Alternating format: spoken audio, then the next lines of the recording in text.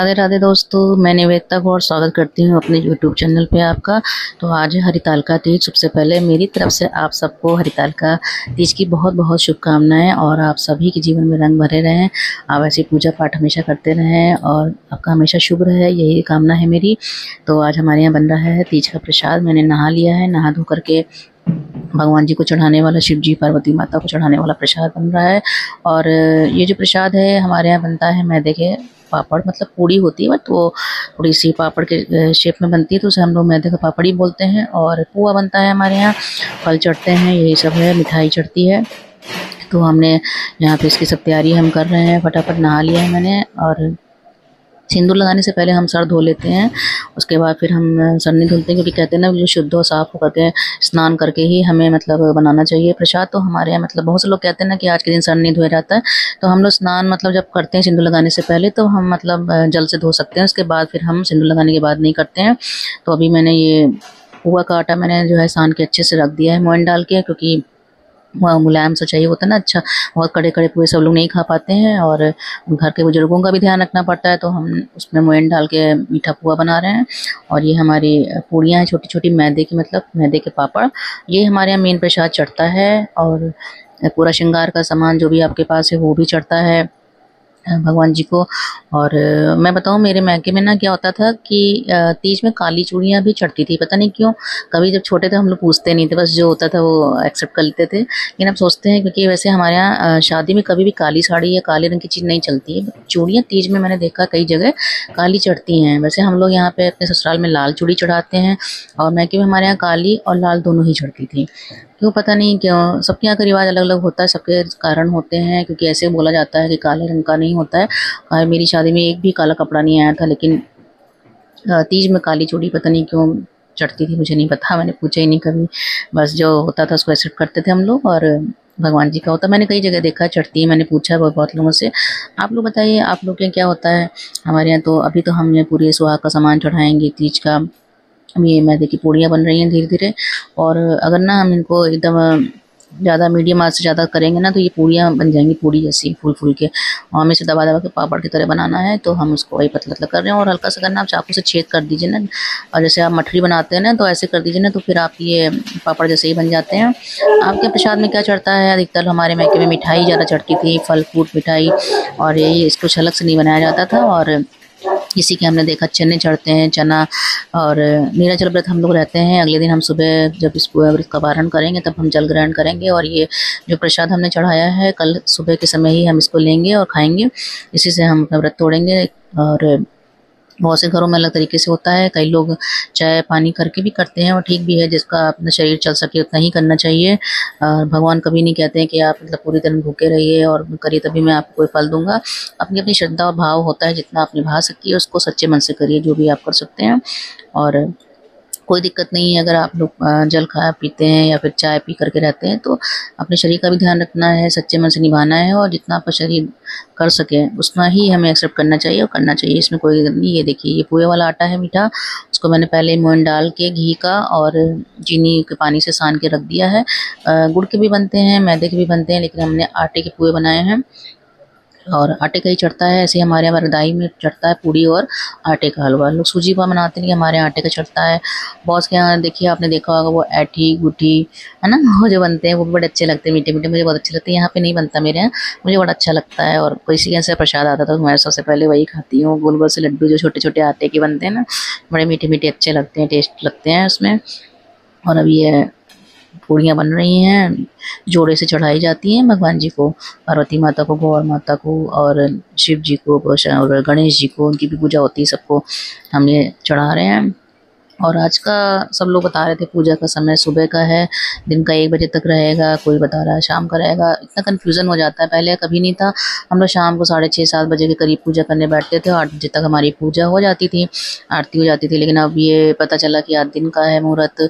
अभी यही जन्माष्टमी में भी हुआ था, कोई कह रहा अष्टमी लग रही थी उस दिन 16 तारीख को, कोई कह रहा था नहीं लग रही थी। आप लोगों ने कब किया?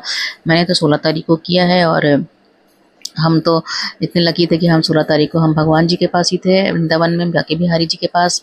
आपने मेरा ब्लॉग देखा कि नहीं देखा, ज़रूर देखिएगा। हमारा वो ब्लॉग है मिसेस गॉड की दुनिया, मेरा जो चैनल है उस पर आप जाके देखिए, उस पर आपको मिलेगा। और हमने भगवान जी के दर्शन किए, वहाँ से हम बहुत प्यारे से लड्डू गोपाल लाए थे, उनके भी दर्शन करिएगा। और आपको अगर मेरा वीडियो पसंद आता है तो मुझे मोटिवेट करना चाहते हैं तो प्लीज़ मेरे चैनल को लाइक कीजिए, सब्सक्राइब कीजिए, तभी तो मुझे पता चलेगा। और अगर प्यारा सा कमेंट करेंगे, राधे राधे लिखेंगे, तो मुझे भी बहुत अच्छा लगेगा। मैं सोच समझ पाऊँगी कि नहीं मुझे आगे वीडियो बनाना चाहिए कि नहीं बनाना चाहिए। अभी नए लोग हैं, उनको थोड़ा सा तो सपोर्ट चाहिए होता है, देख करके थोड़ा सा प्यार और मोहब्बत मिलता है ना, तो अच्छा लगता है, लाइक मिलता है, कमेंट मिलता है ना, तो लगता है कि हाँ चलिए मैं और बनाऊँ, अच्छा करने की कोशिश करूँ। कोई सजेशन है तो वो भी दीजिए कि मतलब क्या है, आप ये बनाइए, वो करिए। देखिए ये छोटे छोटे मैं पूरे बना रही हूँ और ढेर सारे से पूरे बन जाएंगे। बच्चों को भी पसंद आता है, कभी कभी बनता है प्रसाद में, डेली तो ये सब बनता नहीं है, कभी कभी प्रसाद है और मेन तीज में ही ये पूरे बनते हैं हमारे यहाँ। और पहले क्या होता था ना, जन्मदिन में गुलगुले पूरे, अब तो ये सब रिवाज ही खत्म हो गया है। अब तो सीधे सीधे आप जानते हो बाहर से स्नैक्स आ गए, ये आ गए, यही हो गया। मिठाई ठाई का भोग लगाना हो तो लगाओ, तो लोग मंदिर भी नहीं जाते हैं, सब मॉडर्न बन गए हैं। लेकिन हमारी ये आखिरी जनरेशन है जो ये सब चीज़ें निभा रही है, मुझे लगता है। इसके बाद वाली जो आएंगी ना, उनको इस सबसे कुछ मतलब ही नहीं है, बस सब रेडीमेड होता चाहिए, ऑनलाइन हो जाता है फटाफट उनका काम, और बस ऐसे ही चलता है। ठीक है, समय बदलता है, चीज़ें बदलती हैं, एक्सेप्ट करना पड़ता है, तभी आगे आप बढ़ पाइएगा। और ठीक है, क्या कह सकते हैं इसमें। ये पापड़ मेरे हैं, ये फल हमने धुल के रख दिए साफ़ करके भगवान के भोग लगाने के लिए। ये हमारे प्यारे से पार्वती माता और शंकर जी हैं। और हम ना मिट्टी की मूर्ति से पूजा नहीं करते हैं। अच्छा तो बहुत लगता है, लेकिन फिर उसका विसर्जन करना रहता है।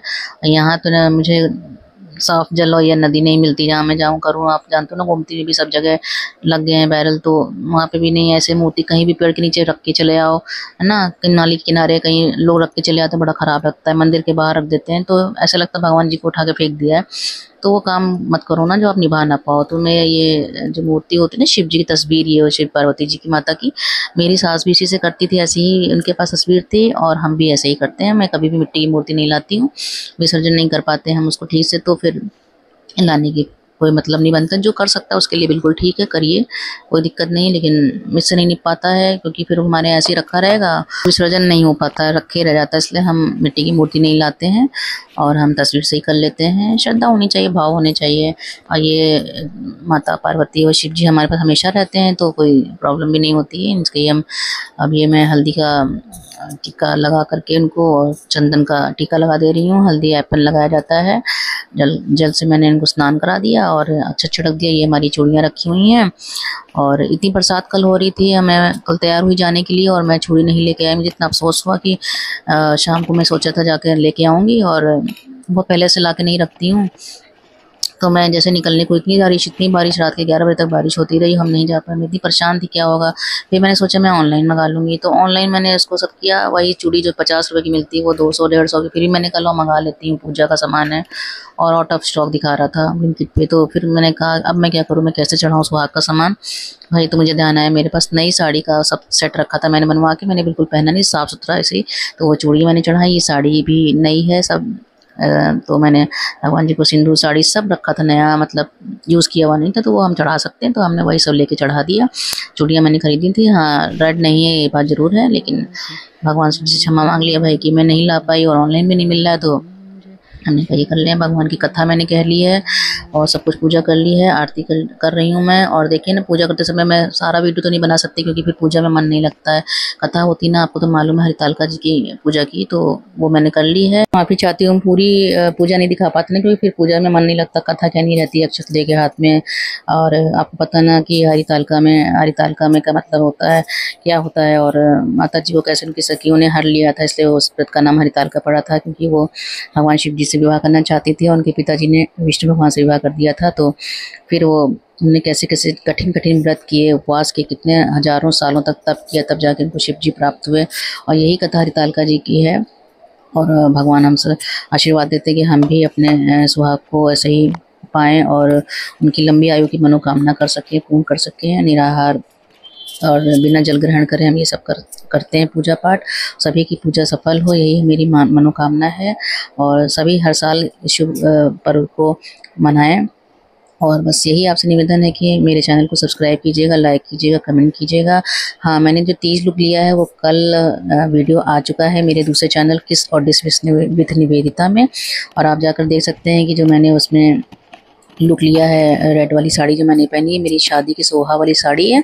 और इस साड़ी को मैंने कल क्रिएट किया था, आज मुझे पता था मुझे समय ही नहीं मिलेगा कि मैं आपको दिखा सकूं कि मैंने कैसे तैयार हुई हूँ। क्या बस फटाफट मैंने साड़ी पहनी और पूजा पाठ कर लिए, टाइम ही नहीं मिल पाया। तो प्लीज़ जाइएगा वहाँ पे, जाके देखिएगा, चेक कीजिएगा, मैंने वीडियो डाला है, बहुत मेहनत की है। और आप प्लीज़ लाइक कीजिए, कमेंट कीजिए, अपना प्यार बनाए रखिएगा। मैं अपना एक ये लुक यहाँ पर डाल दे रही हूँ, आप देख लीजिएगा मेरा तीज वाला लुक जो मैंने कर लिया था। और यही साड़ी मैं हमेशा तीज पे पहनती हूँ। और रेड मेरी सोहा की विदाई की साड़ी है जो सोहा कहलाई जाती है और शादी की है, इसी को मैं हमेशा पहनती हूँ। और ये मैंने लुक लिया था, वीडियो देखिएगा जा करके। अगर आपको पसंद आए तो प्लीज़ लाइक कमेंट सब्सक्राइब कर लीजिएगा। और आज के लिए बस इतना ही। आप सबको तीज मुबारक हो, शुभ हो आपकी तीज। और मैं दोबारा आपके लिए अच्छे से प्यारा सा वीडियो बना के फिर आऊँगी। और तब तक के लिए जय श्री राम।